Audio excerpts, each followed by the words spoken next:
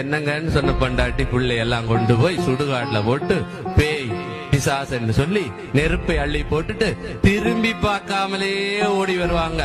ஐயோ இப்படி போட்டு என்ன கொளுத்திட்டு போறாங்களே, நான் எவ்வளவு சம்பாதிச்சேன், எவ்வளவு சொத்தெல்லாம் சேர்த்து வச்சு, எவ்வளவு அன்பா இருந்தேன், இதுகளுக்காகவே வாழ்க்கையே விட்டனே, இப்படி போறாங்களேன்னு அங்கும் இங்குமா அந்த ஆன்மா ஓடிட்டு இருக்கும். அனாதரவா வேற ஆதரவே இல்லாமல் இந்த உயிர் அல்லாடுற ஒரே இடம் அந்த சுடுகாடு. அங்க யாரும் எட்டி பார்க்க மாட்டான், எல்லாம் பேய் பிடிச்சிடும் பிசாசு பிடிச்சிடும் ஓடிடுவான். ஒரே ஒருத்தன் தான் இருப்பான்.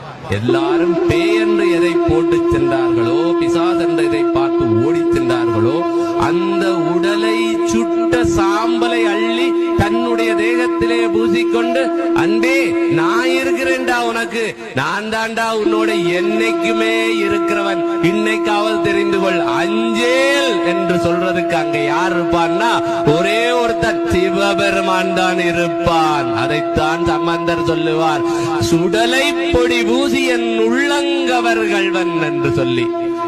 அந்த